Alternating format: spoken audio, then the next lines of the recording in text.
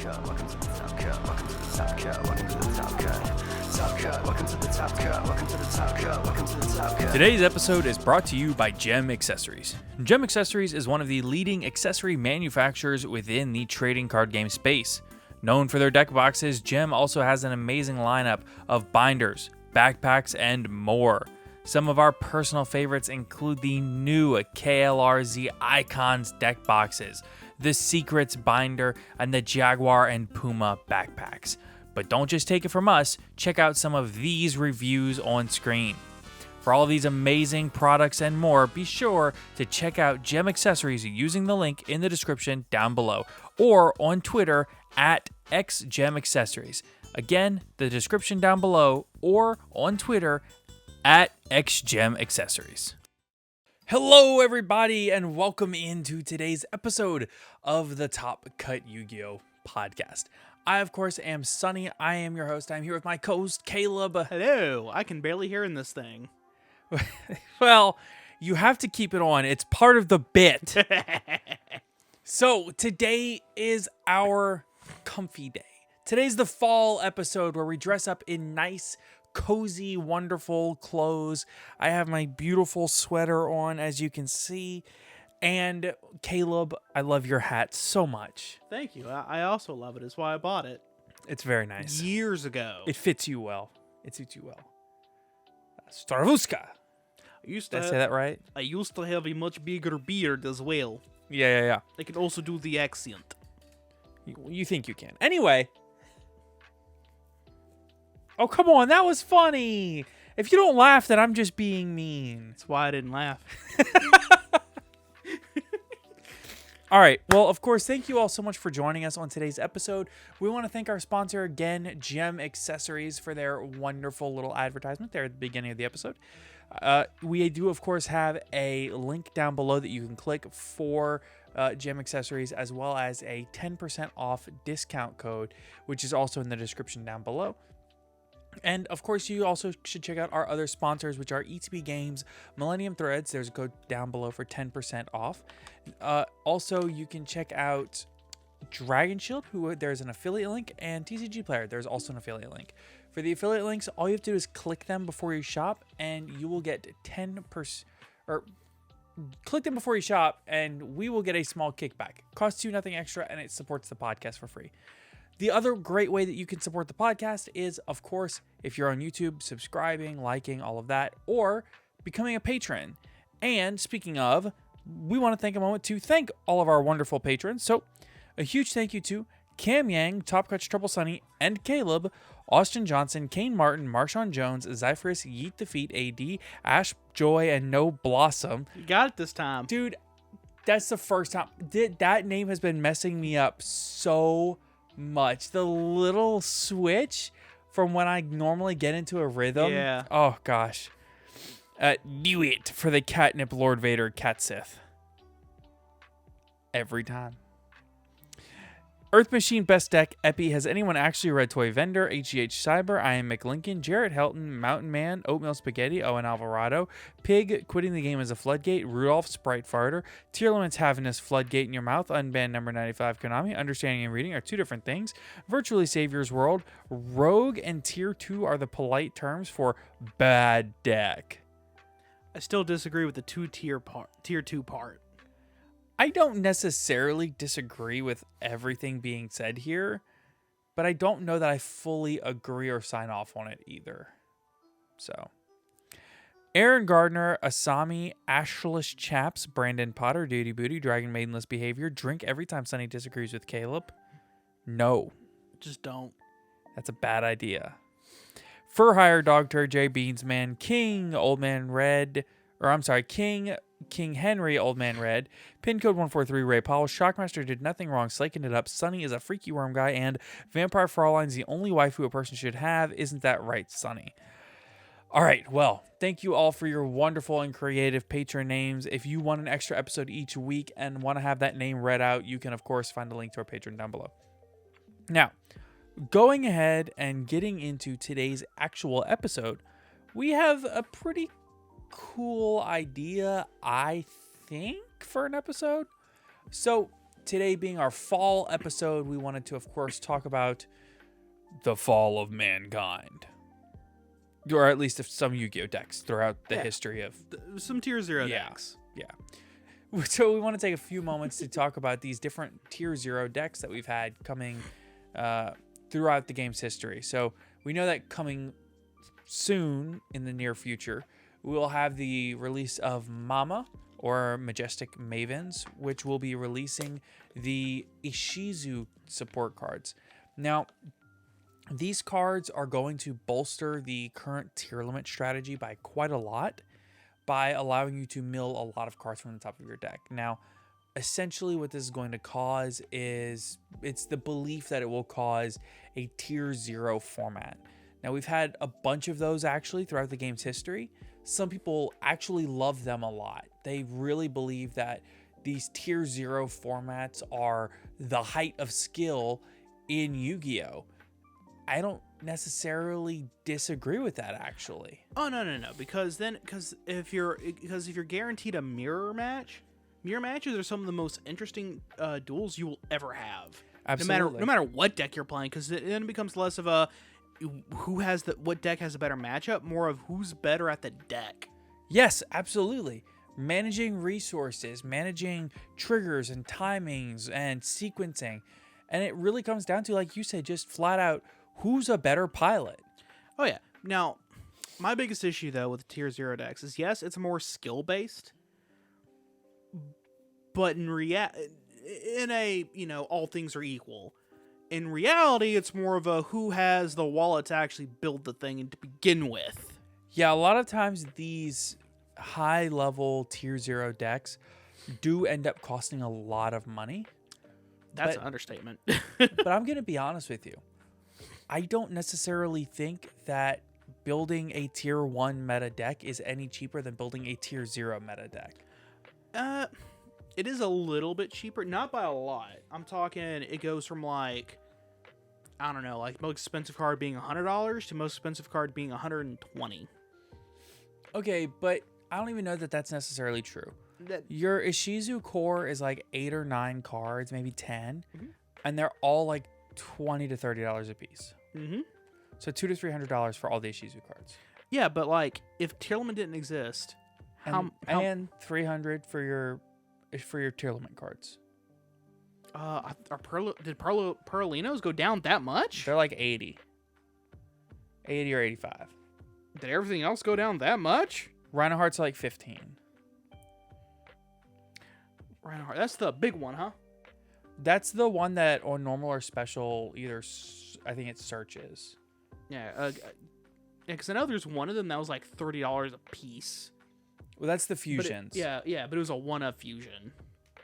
Yeah, so like which is the required tier for limit, the deck to function.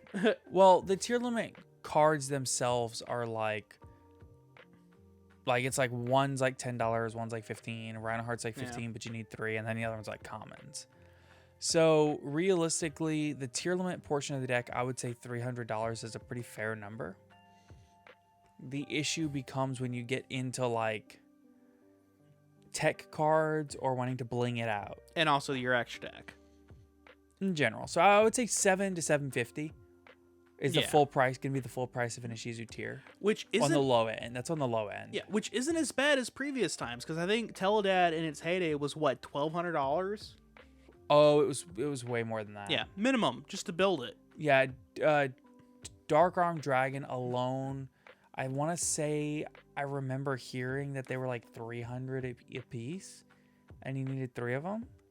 I know that at its prime, Gladiator Beast won 6 SJCs in a row. And at the time, Gladiator Beast Heraclinos, which was only a secret rare, which was extremely short printed in Gladiator's Assault, Heraclinos was for sure a $300 card at the time, which is kind of a crazy thought. And Crush Card Virus, when it got reprinted in the Gold Series, was also a $300 card. Here we go. I guess it depends on the deck and it depends on the format. Yeah, okay. So because I don't think Pepe was that crazy either, or Spiral. So Teledad specifically was actually closer to 1,800. Yeah, Failed. that tracks. Yeah, let's see. Darkroom Dragon was about 250 a pop. Card Trooper was 40-ish. Mally was 25. Destiny Draw was 30. All of E-Telly that was tracks. was a $25 common. Karibons were 5 Whoa, each. E-Telly was not a common. E-Telly was released as common an ultra rare. Karibons. It's Oh yeah, it's a run-on sentence. Yeah, Krebons was a common. Yeah. it's a run-on sentence. Common Karibons were 5 apiece. Common card being $5 a pop. Jesus. Yeah. Krebons just- is one of the best commons ever released up to that point. $40 for Solemn. All this was ran at 3 for a full deck. Was about $1,500 to $2,000. Yeah, easy. And then TG was nothing compared to Dad. Blah blah blah. Thank you, person who posted this, whose account has been deleted. Yeah, we appreciate It's it. a 10-year-old post. Yeah. So overall, there can be a price ceiling on tier 0 formats, and that's why a lot of people don't like them. But I would argue that sometimes they're really not any more or less expensive than your average TCG format. Okay. Now, another issue, in my opinion, with tier 0 decks is that everyone's playing the same thing. Great. Everyone's playing the same thing. Not great. Yeah, It gets that boring. is a huge issue. It gets boring really quick. Yeah, absolutely. And like I said, for people that are playing a ton of the format and they are all in on the format, they're playing, 10 Tournaments every weekend. Yeah, 10 games a day of that format. And they're just playing the mirror over and over and over and over. And you're going to events and you're doing well because you're playing the mirror over and over. And you know what to expect and you know how to play these games and you know how to outplay your opponents. It's great. For the highest pinnacle of competitors, it's great. But like even those people eventually admit, yeah, I'm kind of bored. Because this is the same thing That I've been playing for 4 months. over and over and over that I've been playing for the past month Yeah. and a half. It's usually about a month to a month and a half before people start getting bored, usually, from what I've noticed. Yeah. Now, things get a little bit wonkier. I didn't hear as many people complaining about something like the adventure engine. And I know, when I say tier 0 and the adventure engine in the same sentence, it sounds wonky, like that's stupid. Adventure was never tier 0. But if you look at the representation of earlier this year of the adventure engine plus the DPE engine, between those two engines, if you just said adventure DPE and put that combined into a deck, then you're realistically looking at close to about a 65% representation rate, which is tier 0. Yeah, 65% is the line. that does, in fact, factually quantify it as tier 0. Right. So, technically, it was Yeah. tier 0. Now, it wasn't its own standalone deck, which I think is where a lot of people kind of draw that line in the sand. Yeah, because it was an engine. But I think it was a tier 0. It was 2 tier 0 engines being played at the same time in almost everything. But There's very few decks that weren't playing either adventure Yeah. or DPE or both. I mean, that's like saying the Solemn Brigade was tier 0 back in what was that, 2012? Yeah, but I think that their difference is the Solemn Brigade is 3 generic cards, whereas the Adventure Engine is similar to the Zodiac Engine circa 2017. So, like, we're going to talk about the Zodiac Engine was an engine, right? It wasn't necessarily... It had its own deck, but the tournament that it had 100% representation in... 100% representation in Top Cut. That's crazy. That's crazy. Even for tier 0, that's crazy. Not the first time it's happened. It is the first time it's happened. But boy... As far as I can tell, it's the first time it happened. Yeah. Because, like, I remember... The closest that it ever came was GOAT format. Because I remember there being a Dragon Ruler tournament where all but one deck of Top Cut was all Dragon Ruler, and that one deck... That might have been a regional, which was top 8.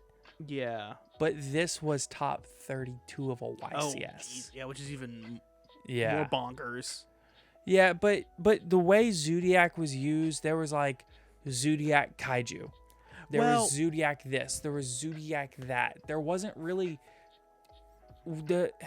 By the time you got to that point, Zodiac was used as like a 10 or 15 card engine. But it was the main engine of the deck, though. I don't know that that's necessarily true. Would you say the Zodiac Eldritch deck of 2020 when you had like Virtual World running around and stuff, like 2020, 2021, would you say that like that Zodiac Eldritch deck was more of a Zodiac deck or more of an Eldritch deck? Because you only played like... It was more of a Zodiac deck. Well, you only played like 8 or 9 Zodiac cards, but you played like 15 Eldritch cards and then like a bunch of generic traps. Yeah, but like the strategy behind the deck, from what I remember, was you always started with your Zoo engine, and if that was failing, then you fell back on your Eldritch engine. Or if you didn't draw into your Zoo engine, you used your Eldritch engine until you got to your Zoo engine, and then use that to punch. Well, you just use Zodiac Trident as like a continuous advantage engine to pop, and that kind of went alongside your Eldritch engine as also an advantage engine. So you had 2 separate engines, both generating advantage at the same time, and it was kind of the only deck that could withstand Dragon Link and Virtual World at the time. Because if your opponent went VFD on you, the best thing to do against VFD turns out is to just set 5 and pass. Yeah, oh yeah. No, it was definitely... Yeah, but like, to me that just feels more of a... I'm a Zoo deck with a plan B. Yeah, but they had a bigger Eldritch engine than a Zoo engine. Well, yeah, but that's just because at the time, what were... Like, they ran almost every single Zoo card that was good, to be fair. And a few of the ones that were bad. Yeah, because they had to! And Yeah. it's like... Yeah, because like the only good ones are what? Thoroughblade, Whiptail, Rat Pierre. Ram is alright. It's not great. No, Ram's really good. At that time, Ram was crazy. Bunny Blast is alright. No, Bunny Blast is not good. It's Okay, hold on, wait. You said Thoroughblade, yeah. Whiptail, both of which were 3 ofs. Yeah, Rat Pier. Which was a 1 of because it's limited. Limited, yeah. Forever limited. Yeah. Ram. Was a 3 of. Yeah. And then a Bunny Blast was used mostly on Master Duel. I saw like 1 Bunny Blast ticked in sometimes in that particular but deck. Bunny Blast is primarily used in Master Duel though. That's just because it's a different. Yeah, and I never beast. saw the monster one. Because like Bunny Blast lets you negate a spell trap, or a spell. Yeah. And Ram is a trap. And there's one for monster effects, but I never saw it used. No one cared. And then from there, it's just run a bunch of all the Exceeds. But that's so much extra deck. It was 2 Chakanine, 1 Hammer Kong, 2. It was either 2 or 3 Chakanine, and then 2 or 3 Thoroughblade, and then 1 Dryden. And then you would run like a Mega Clops. Yeah, just for the giggles. But then. And then you would run like a Gustav Max. Yeah, and then I think much later, I think they started messing. No, that was before Draco. Oh, and you would run Zeus. Yeah, he runs it. So like I The think deck was Zeus Turbo. Yeah, but I think it was also before Draco because on Master Duel. Yeah, it was. Okay, because on Master Duel they also do Draco. You have a Draco feature. Yeah. Yeah, which is ridiculous. But that's neither here nor there at the moment. So like. There's a lot of extra deck space for that.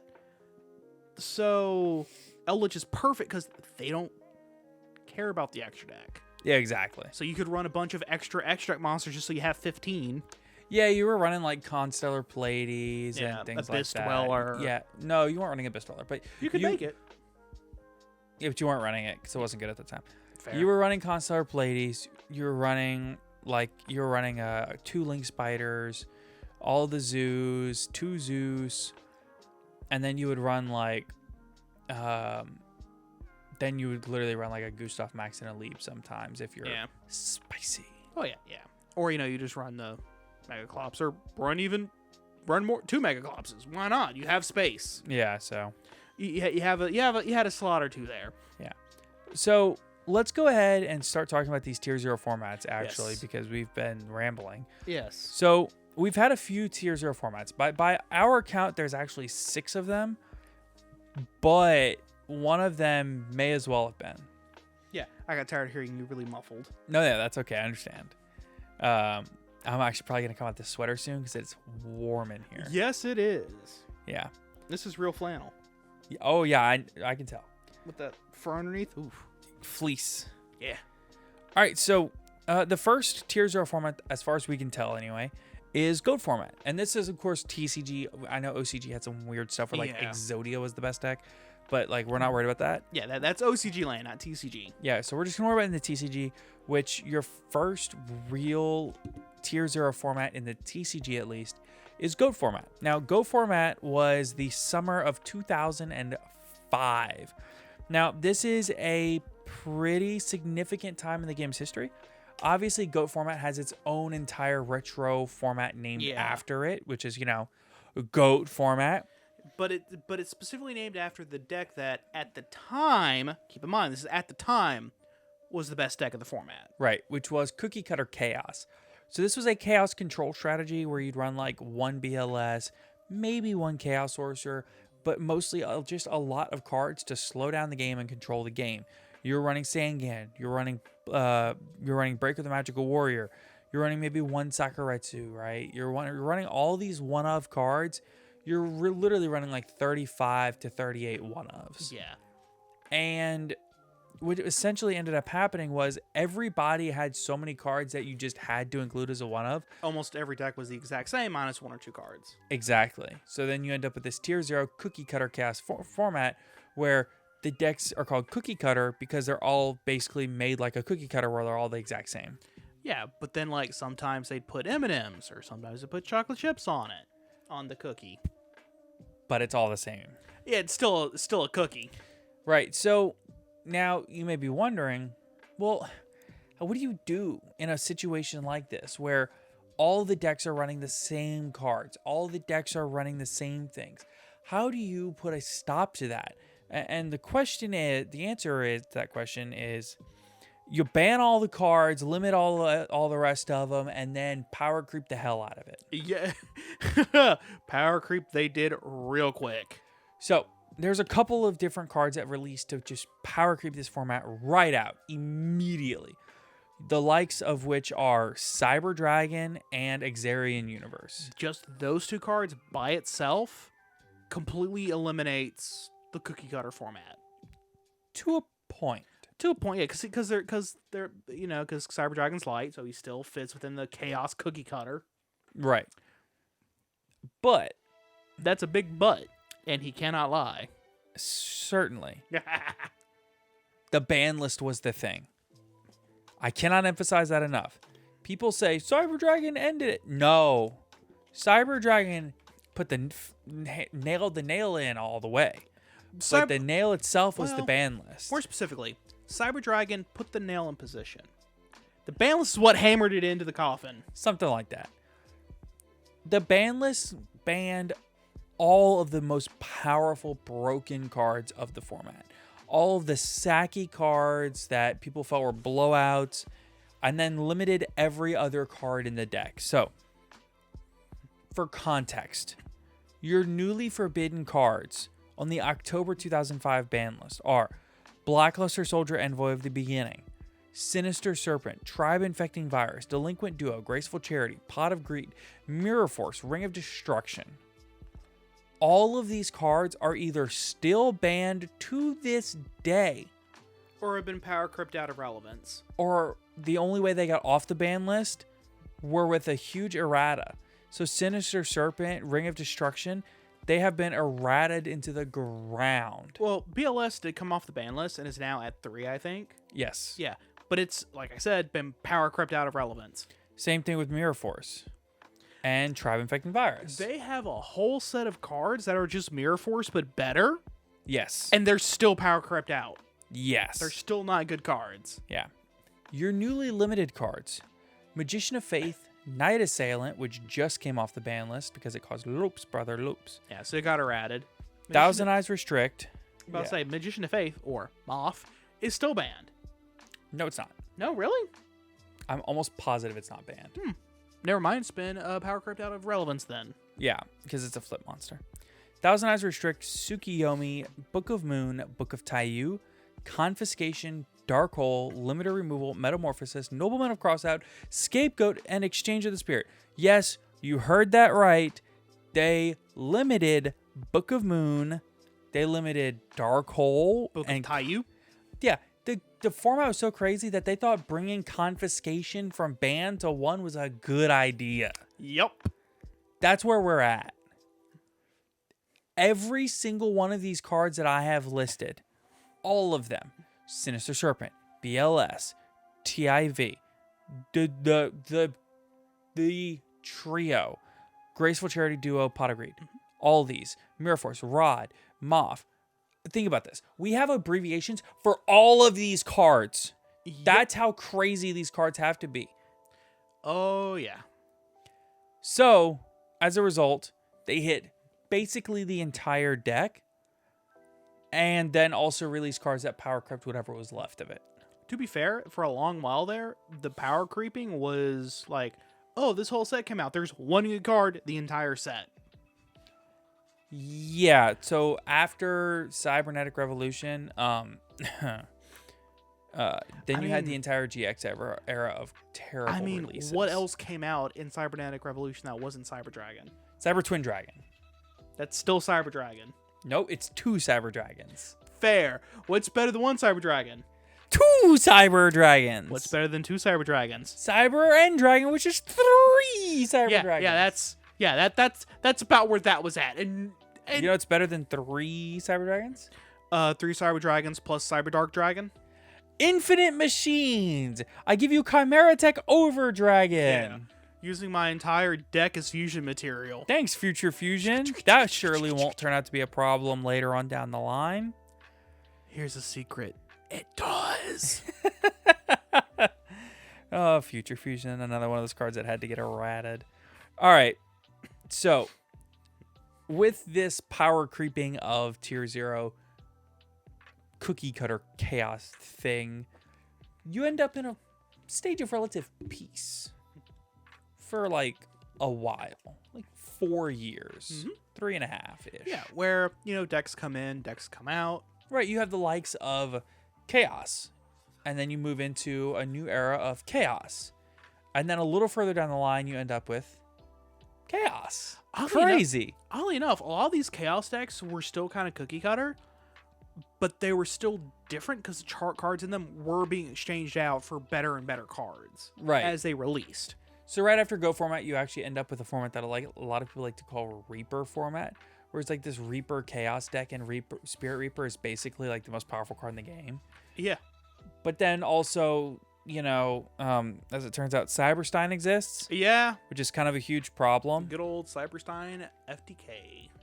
It's OTK at this time. Yes. FTK came later. Yeah. So Cyberstein OTK is like crazy. And then you move on a little later, and around 2006, you're still playing Chaos Control Mirrors. 2007, if I'm not mistaken, is when you start getting into Monarchs and Gadgets. Yes, and then I think we're right around the corner from Airblade Turbo. Yes, so Airblade Turbo would be legal for about a week. Yeah, and then you get Diamond Dude Turbo, which is basically Airblade Turbo, but kind of light. And then from Airblade Turbo, you kind of move into a time where it's like Perfect Circle Monarchs and Zombies and a couple of different decks vying for dominance. Listen.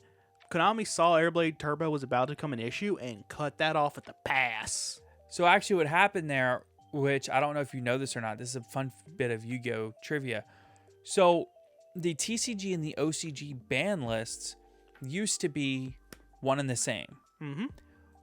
So what happened is the OCG got Elemental Hero Stratos way before the TCG did. And right as the TCG got the card, a deck called Airblade Turbo was tier 0 in the OCG, which basically used Stratos to incrementally build advantage, and using Destiny Hero Diamond Dude turbo through your entire deck to get into your power spells. Right. So you would use Diamond Dude to hit any power spell in your deck. And then the only other monster, if I'm not mistaken, that you're running is Dark Magician of Chaos. And then you're running cards using Dark Magician of Chaos to kind of exploit basically a loop. And you would use it to just spam powerful monsters onto your board. Something along those lines. I could be wrong. Yeah. because we didn't play competitive at the time. Yeah, I also like saw a video on it like 2 years ago. But that was 2 years ago. Yeah, exactly. I've slept since then. Right. So overall, Airblade Turbo would have been tier 0 here, but they released the OCG ban list just a week after Stratos released. There were no premier Shonen Jump Championship events that weekend. There was some regionals that Airblade Turbo took over 3/4 of the spots in, but guess what?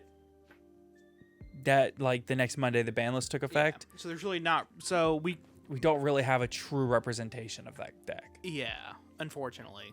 Yeah. We can only speculate. So then you have, like I said, Perfect Circle Monarchs, which is basically Monarchs using a Destiny Hero engine as the recursion method to always have tribute material for more Monarchs. Oh yeah. Trueborn Frog was lethal at this point, huh? It either is or it's pretty close, but they were usually using like Malicious and like Fearmonger, and there's another one that I can't remember the name of, and they would like cycle those back through for tribute fodder. Yeah. And then you get a little bit further and the deck kind of evolves as things go forward. In 2008, you have the Dark Arm Dragon Return format. So Dark Arm Dragon Return was the first iteration of the Dark Arm Dragon deck, and it would use Return from the Different Dimension to blow out your opponents. Then came Teledad. Yep. Teledad was the final boss form of Dark Arm Dragon. So like you started out with perfect, like a weird combination of Perfect Circle Monarch with a little bit of Airblade Turbo, light with Diamond Dew Turbo, just a little bit of both. Yeah. And they're like, hey, so much of this deck is dark. Dark Arm Dragon. Hey, these synchros are cool. Synchros. Boom. Teledad. Essentially. Whoops, all Teledad. Yeah, whoops, all synchro and dark and other stuff, then it all just kind of goes together. Oops. Whoopsies. Oops, pot of dark. So, essentially, a common deck list for a Teledad deck would be something along the lines of 1 to 2 Dark Arm Dragon. Then you would run 3 Emergency Teleport, 3 Krebons, which was a level 2 tuner that came out of Duelist Revolution.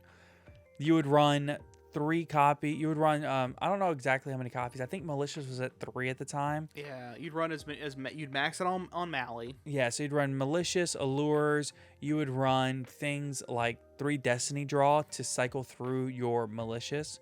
You would run, usually you were running Armageddon Knight and Dark Grepher, if I'm not mistaken. And all of these things together kind of let you flow through your deck in the way you want to, where you can say Destiny Draw away a Malicious, then activate Malicious to summon a Malicious from the deck, then activate Emergency Teleport to summon a Krebons, and then you would synchro with Krebons and Malicious to make, say, a Stardust, and then you could do another Malicious for something else and just kind of keep going. And then the Malicious, as well as the Dark Grepher and the Armageddon Knight, allow you to manipulate your graveyard enough to where you basically, your Dark Arm Dragon is pretty much always live. It was entirely possible, and even in Edison, this is still possible, to have your Dark Arm Dragon live turn 0. Yeah, easily. Oh, easily. Yeah. Like, all it required was Dark Grepher. Something like that. And some, like, literally all you had to do was have the right hand. Yeah. It's like, special summon Dark Grepher by pitching a Dark to special summon it. That's 1.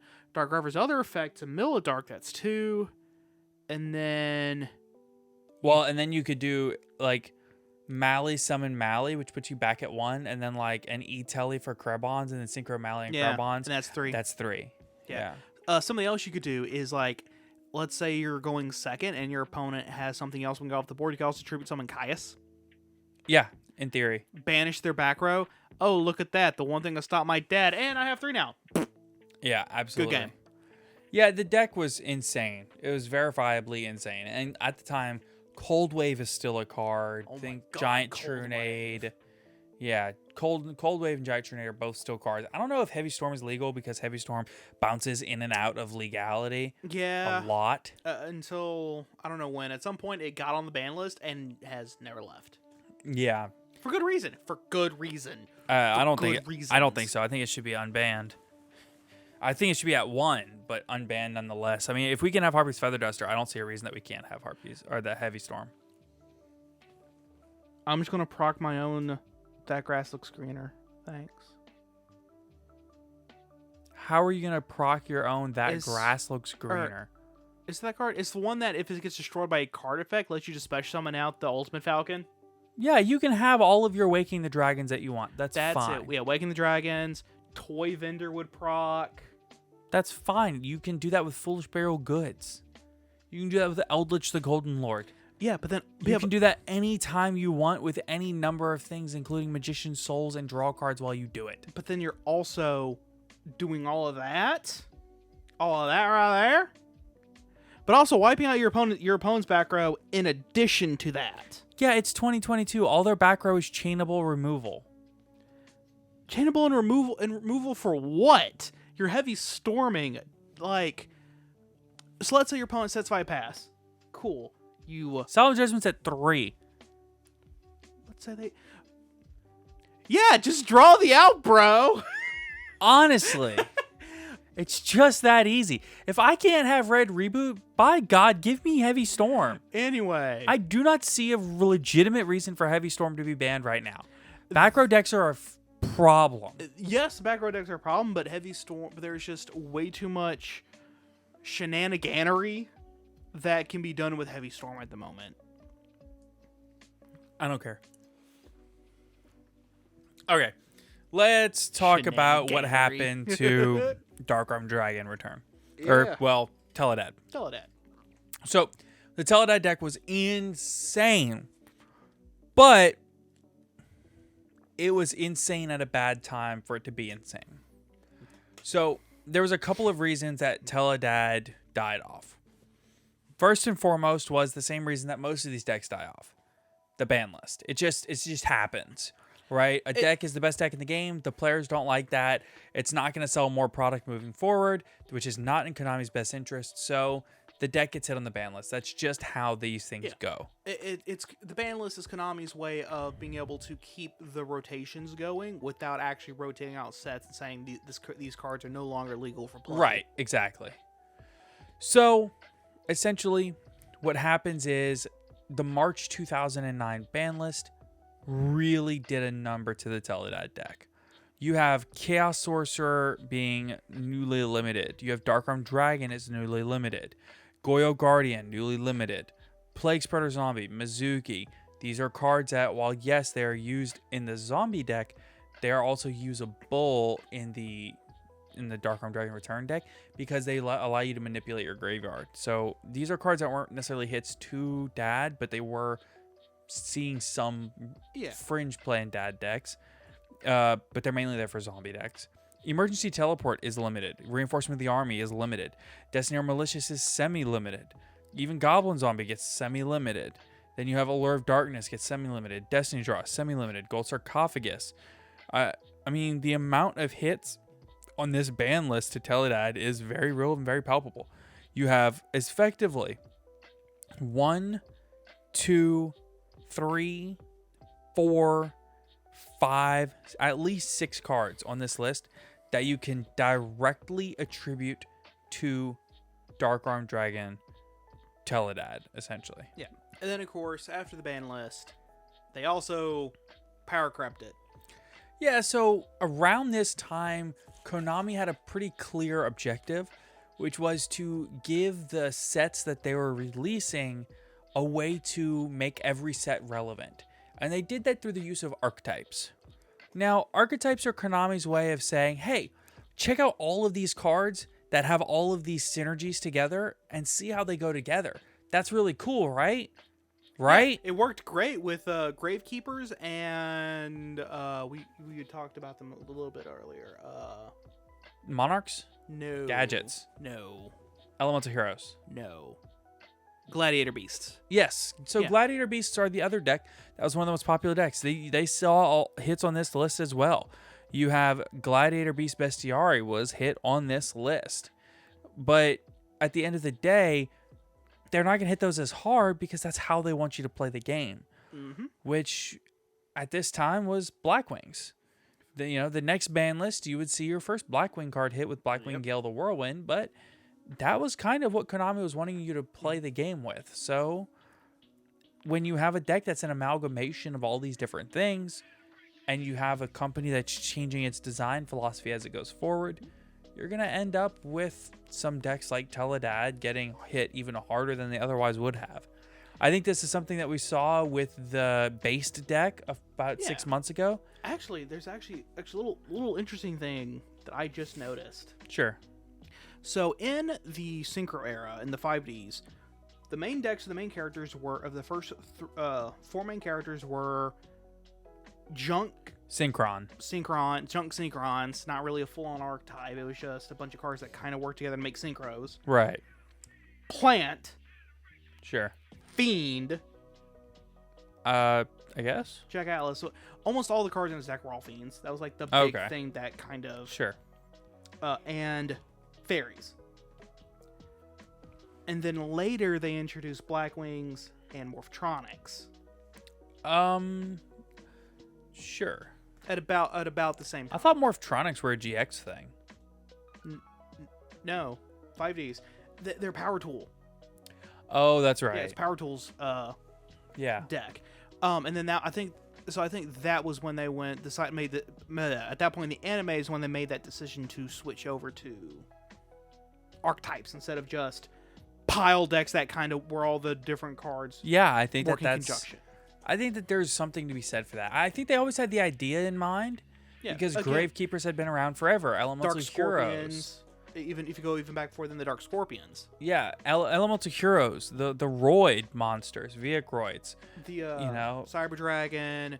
Yeah, I think that there was always this idea of these cards that naturally worked well together. Yeah.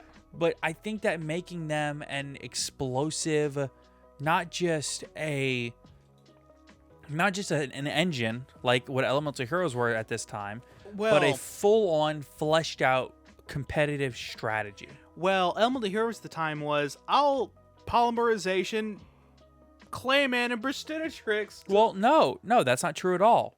You have Stratos, you have Diamond Dude, you have Malicious. But Diamond Dude was Destiny Heroes, but okay, sure. Yeah. But the hero strategy. Yeah. And even moving forward into this era, you see the release of cards like Elemental Hero Absolute Zero, Elemental Hero The Shining, things like that, which is where they were trying to start kind of moving Elemental Heroes from just this hero engine. Yeah, where it was a lot of vanillas with a couple of, Stratos and Heat and Lady Heat.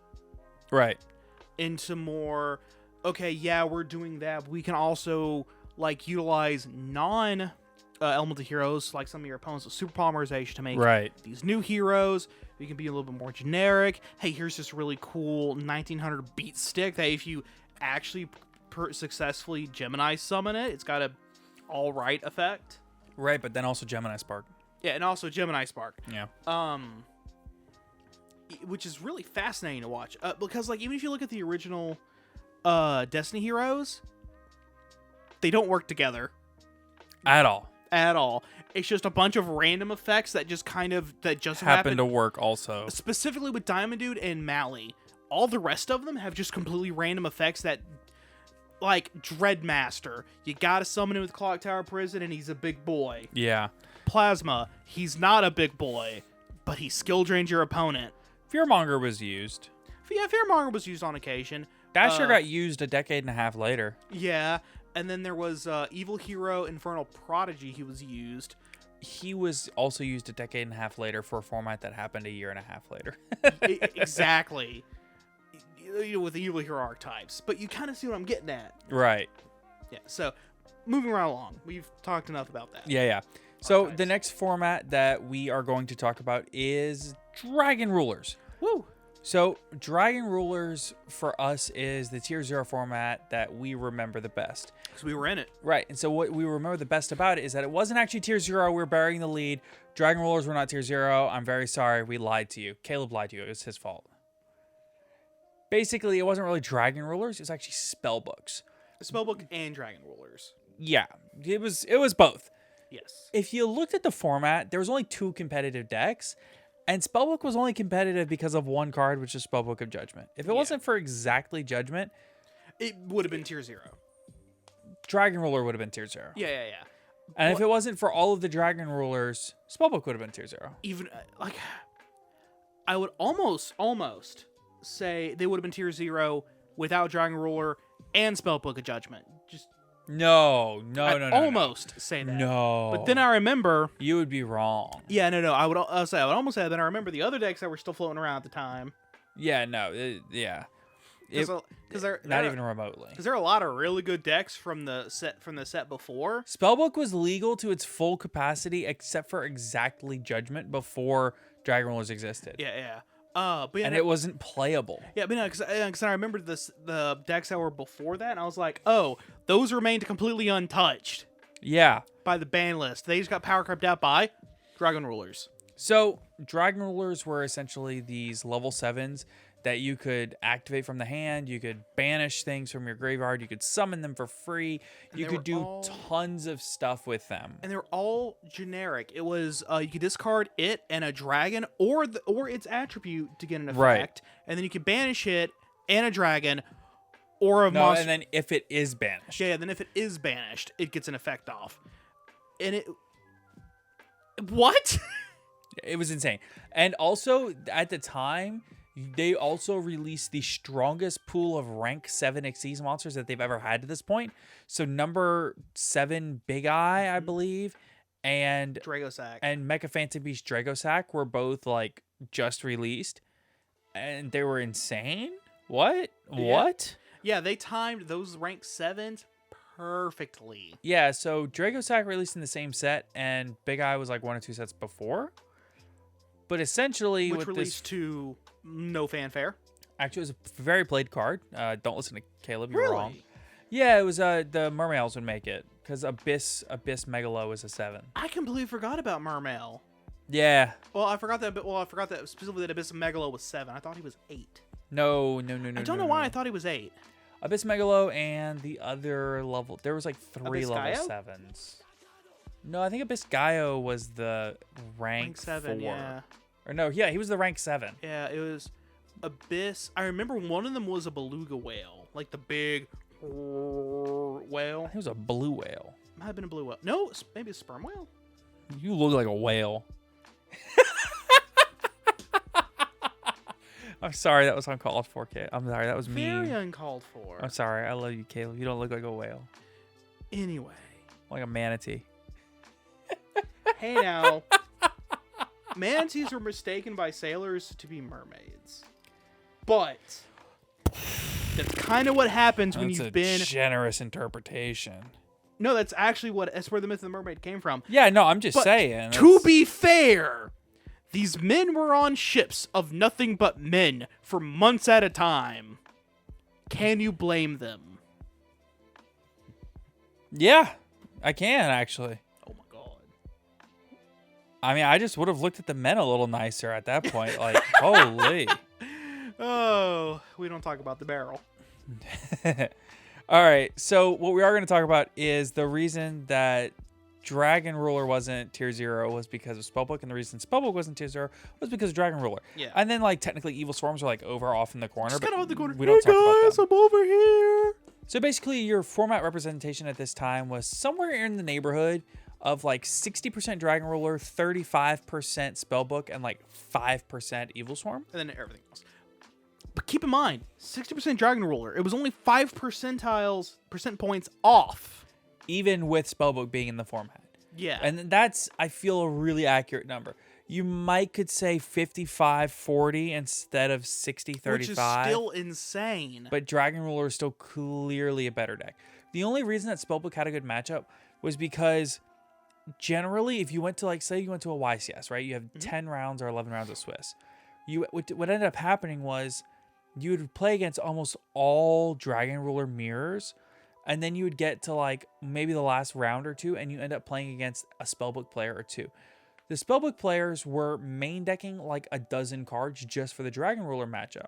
Dragon Rulers were main decking a dozen cards. For the Dragon Ruler matchup. Exactly. So essentially what happened is Spellbook decks are already pre-teched out. ready for Dragon Ruler So on average, Dragon Ruler players in that matchup would lose game 1. all the time. But then it became a toss-up games 2 and 3.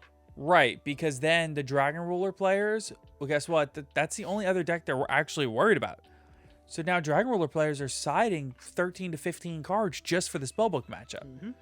So almost a smokescreen side at that point. yeah, at that point, it's not even close. Literally It becomes a 15 in. blowout. Literally 15 in, 15 out.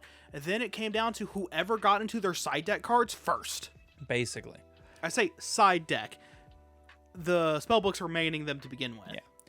So how do you hit this deck? Well, what you do is you have one of the biggest, strongest, and most transformative ban lists in Yu-Gi-Oh history. To be fair, This is the ban list that split the TCG and the OCG officially. yeah. To be fair, they did try a couple other things before this to try. No, they didn't. This is the first one. No. Were they? I have 3 lists. Don't worry, we're gonna get there. Okay. This is the first one. Okay. This is the first attempt. This was the first attempt, which I was gonna bury the lead on, but it's okay. Okay. So, the first thing they did was they released one of the most high impact ban lists in the game history. Bans of Burner, Dragon Ruler Sparks, Lightning, Dragon Ruler Drafts, Reactin, Dragon Ruler Pebbles, Stream, Dragon Ruler Droplets. And you're thinking, wait a minute, that's not the Dragon Rulers. These are the Dragon Rulers. These the are babies. the other ones. The babies. Yeah, in case you didn't know, there were actually 8 Dragon Rulers. There were the daddies and the babies. Yeah.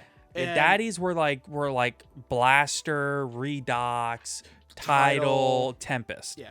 And And these ones would just let you search them. Yeah, it was only discard them and something else. I don't remember how you activate it, but you activate their effect, you discard them, search for the big one. Essentially. So, like, they all essentially say you can discard this card and 1 Dragon type or Fire or 1 Earth, whatever. Special summon 1 of those from your deck. Yeah. It can't attack this turn. Oh no, whatever will I do? So I'm just going. Just do multiple of these and then overlay them Oh, because look. they got discarded. I I get their open- effects, and now I can banish them for their effects. Oh no. Oh look, I opened Blaster, Pebbles, Bubbles, and another dragon. Activate both to search. Great. Now I got 2 level 7s on board and make Big Eye or Dragosack. Actually insane. But then also get all these other effects going on too. Actually insane. Yes. Yeah. Crazy. So they ban all the babies. And then they hit everything else, including Spellbook of Judgment, which also gets banned, even though it's only been in the game for 4 months. And then, here's the crazy part. They didn't do anything else. They didn't touch the big uns. Yeah. They also banned Super Rejuvenation, which was a really big Oh, hit to the yeah. deck's draw engine. I get that. That's fine. That's like It's fair. That was like half their draw engine. Yeah. Also, Card Destruction, again. Big card. Fair. And there's a couple limits that you could say were for the deck, although not really. So you have limits to like Gold Sarcophagus, because when they get banished, they would get their effects. So that makes sense. Mm-hmm. But for the most part, it's like, okay, cool. So then they just kept being good until the January 2014 ban list, when they would get hit again and all of the rulers would get limited. This was Blaster, Redox, Tempest, and Tidal, all getting limited down to 1, as well as Sacred Sword of 7 Stars, Divine Wind of Mist Valley. All of this got limited. More of them enablers. Yeah. Debris Dragon even got limited. And this was when Magician of Faith first got put from 0 to 1. Also interesting. So you get like at least somewhere in the neighborhood of like 15 cards hit for this deck in overall. And then finally, They made that was the second attempt, and it still failed. yeah, the deck was still like playable. Like they were playable as like an engine in a lot Yeah. of decks still. So finally, in April of 2015, Attempt number 3, full year later, they just gave up and they banned them all. and then unban the babies. Yeah, the babies immediately went to 3 right after this, because it's like, why would we keep the babies banned when they have nothing to search? So, Well, they still have searchable targets because they can search for any dragon of the same attribute as them. nope. But what are? Nope. No, I thought they were dragon They attribute. specifically summoned that dragon. You said it was dragon attribute earlier. They could discard a dragon or that attribute okay. to summon the exact Fair. dragon of that Fair. attribute. The Okay. exact. I meant when I said the dragon of that attribute, I meant to say the exact Okay. dragon. That's on me. That's on me. I also haven't seen these cards in A decade. decade. Yeah. So overall, Dragon lures are a problem because Konami just could not. be bothered. I think it was just they couldn't be bothered more. They just kept missing the mark. Yeah. So the next deck we're going to talk about is Pepe. Now, so I have a little thing typed up about Pepe, but I'm going to be real with you. We didn't play it this time, so we Yeah. don't have like an exact everything for Pepe like we do these other decks. But we know for Pepe, it was first hit on the February of 2016 adjusted list. Now, keep in mind, this is not the first good Pendulum deck, but this is the first crazy, amazing Pendulum deck. Listen, the deck would brick, and there's a big reason why I put that in air quotes, and still put out a really hard to break board. I think they were summoning as a thought, if I'm not mistaken. Something along those lines. Yeah, something like that. Like, there was a lot of things they could pump out, even though the brick tan just blop, blop, blop, blop, Yeah. blop. So, essentially, the card's released, and then 2 weeks later, we got a February 2016 adjusted list. So this was emergency ban list. Yeah, essentially this was an emergency ban list, but it was only enforced at the YCS and regional level, and then any OTSs were allowed to not follow this list. They could either follow the original ban list from January of this year, or they could just follow this list. So what happened is cards affected by this were, as of February 8th, 2016, Perform Age Plush Fire is forbidden.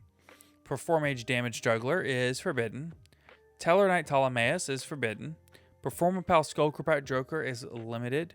Performapal Monkey Board is limited. Luster Pendulum, the Drago Slayer, is limited. And in addition to that, the effect of Performapal Pendulum Sorcerer got an update, so it got errated. Wow. Could you imagine building this deck, getting ready for this tournament, and then while you're, because I think that they changed that list at the tournament. So it says here that the adjusted Forbidden Limitless will only affect Tier 2 tournaments such as regionals, YCSs, WCQs, etc. Some official OTS stores may or may not utilize the Yeah. adjusted Forbidden Limitless. YCS Atlanta 2016 was the last YCS series before the adjusted list took effect. It is probable that a lot of players will use Pepe decks at full force for the last time. So I'm assuming that YCS Atlanta was going to be the last event before Yeah, this. because I remember Mason telling us a story where he had just gotten the deck, went to a tournament, and then at the tournament they announced the change. Yeah, but I think at that point it's too late because you're already in tournament play. Maybe. All But I yeah. know is, okay, well, look, they announced it on Wednesday, February 3rd, Okay. and it would take place on November the 8th. Okay, yeah. Or they announced it on February 3rd, and it would take place on February 8th. Oh, okay, yeah. Okay. And in that case, you'd probably already ordered everything. I know people that got the entire deck, and right as they got the whole deck, it Yeah. immediately got hit. So then on the February 2016 ban list, it was all made official. Yeah, to where you. That was adjusted. On the April 2016 list, I'm sorry. It was made official. So your April 2016 list, like I said, you have bans of Performance Damage Juggler, Performance Plush Fire, Starlight Ptolemaeus, and then also Chicken Game and Wavering Eyes. And then you also have, yeah, that card's crazy. Yeah, it is. Then you have Elder Entity Norden, Ignister Prominence, the Blasting Drago Slayer, Luster Pendulum, Monkey Board, Skullcrobat Joker, all limited. Finally, Thousand Eyes Restrict comes off the ban list here. Yo, Pog. But even like Drago Face Off, Upstart Goblin getting limited finally. Like, this is all stuff that we see happening finally for this deck to get hit. So, Yeah, and Plush Fire, I believe, is actually still banned. yes. Yes, it is still banned. I was double checking myself. Yeah.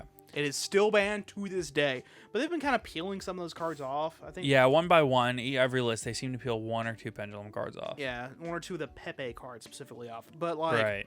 I remember when I got back in the game, Damage Juggler had come back to 3. Yes. Because I was running 3 in Shadal. Yeah.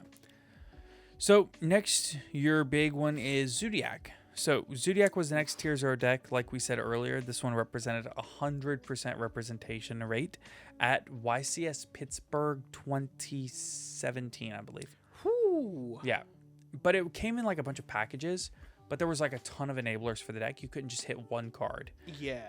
So, their response was on the September 2017 list to hit Zodiac Broadbull and Zodiac Trident, both banned.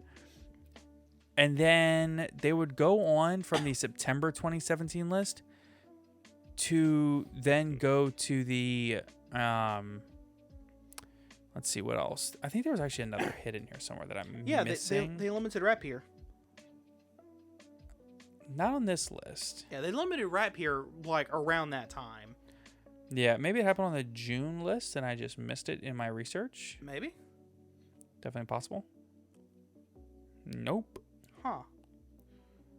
Yeah, like because I know that was one of the ways they slowed the deck down anyway, was limiting Rat here because his effect can only special summon other copies of himself. Yes.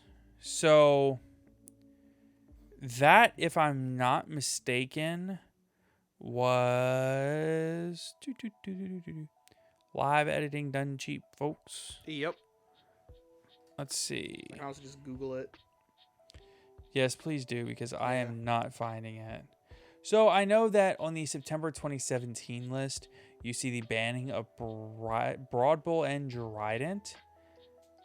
I think this will be it. We have a November 2017 list. Nope, that is the next deck we're going to talk about. That's crazy.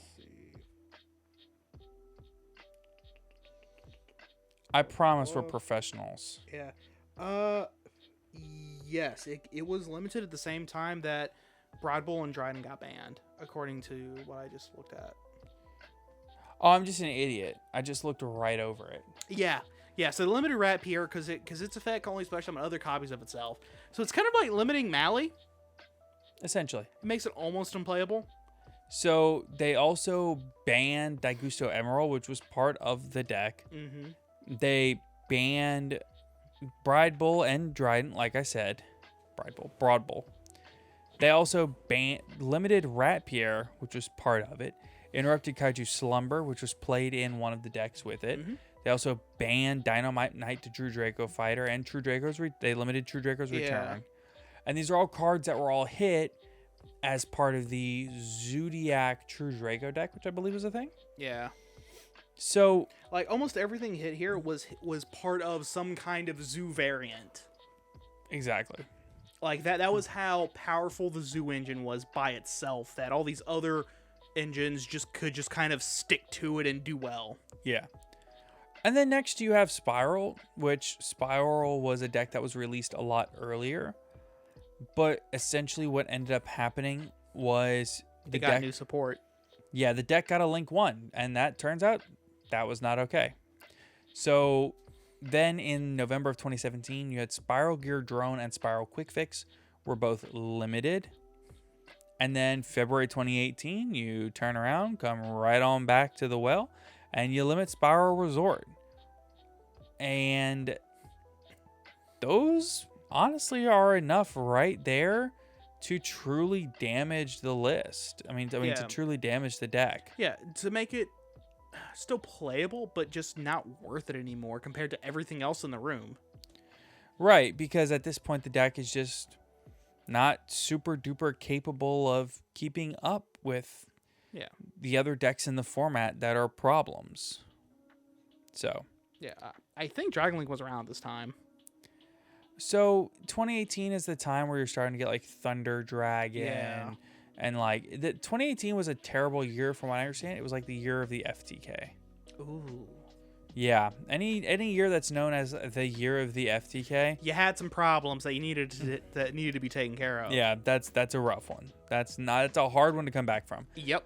So that's why in like January 2019, you have like Fairy Tale Snow, Yeah. Grinder Golem, number 42 Galaxy Tomahawk, number 86 Rongo Miniad, Topologic Gumbalar, Soul Charge. Rongo Bongo.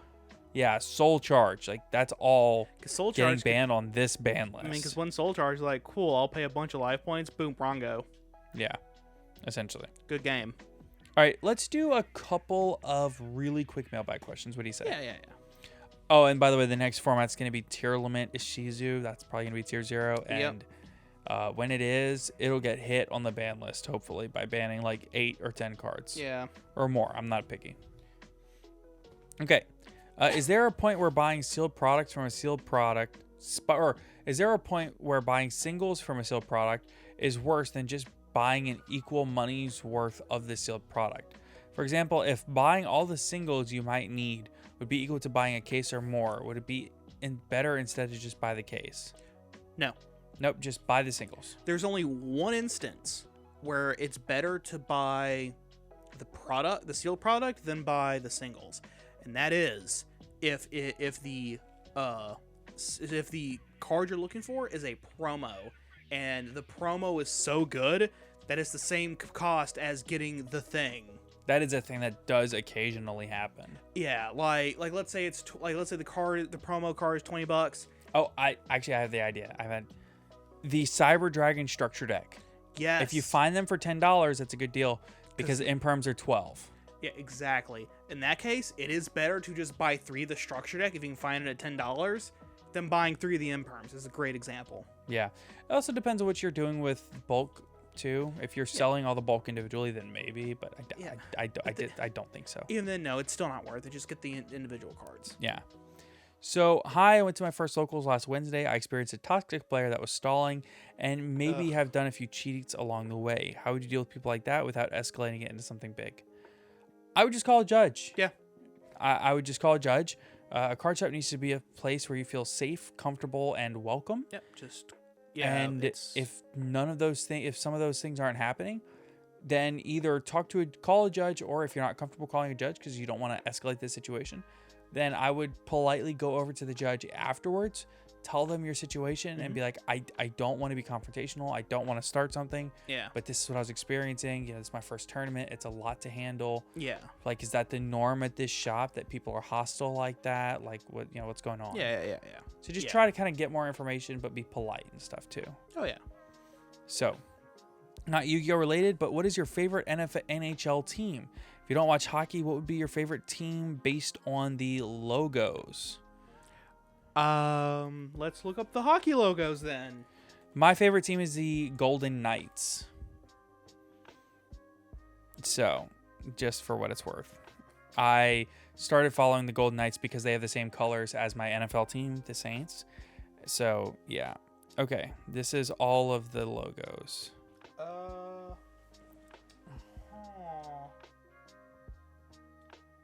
I'm gonna love seeing where this goes. I have a feeling I know which team you're gonna pick, to be honest with you. And you're not gonna pick it based on the logo. If I had to pick, it's probably it was the second one on the far right, second row. Here? Yeah, that one. That's the Vegas Golden Knights, baby. Let's go Knights. Woo! That was unscripted. I love that. Yeah. All right. I thought if you knew the team, you might pick this one right here, this top left one. That is the Ducks. Oh, the Mighty Ducks. Literally, they rebranded their entire team to fit the movie when the movie released. Yeah. The Mighty Ducks. I thought the cartoon came first.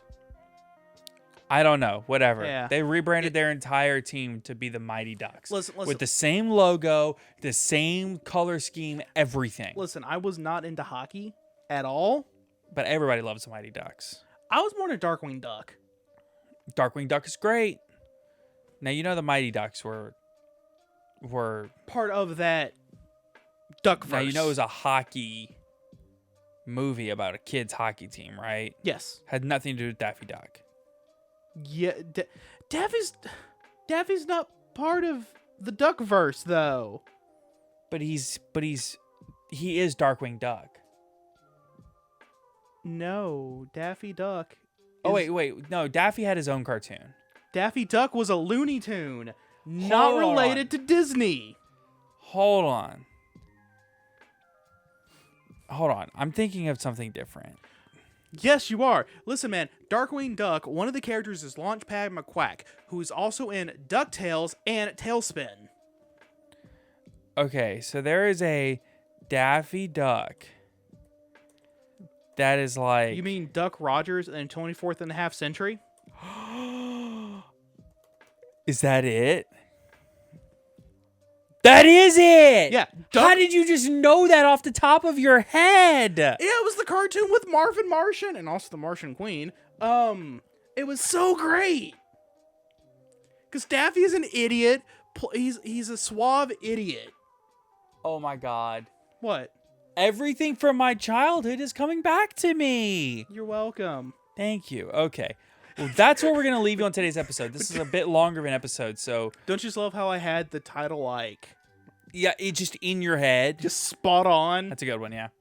All right, so thank you all so much for listening to today's episode of the Top Cut Yu-Gi-Oh! Podcast.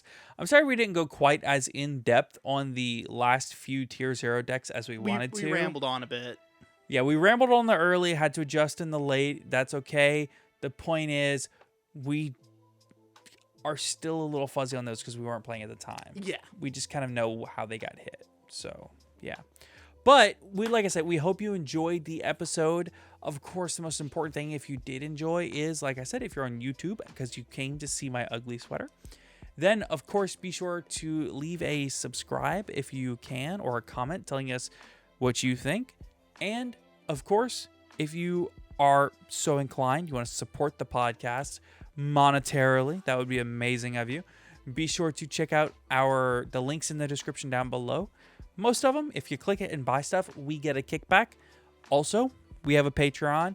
The Patreon literally keeps the lights on here. So, if you're interested in any of that, please be sure to check it out. If you are on Spotify or iTunes, be sure to come over to the YouTube so you can see Caleb's awesome hat.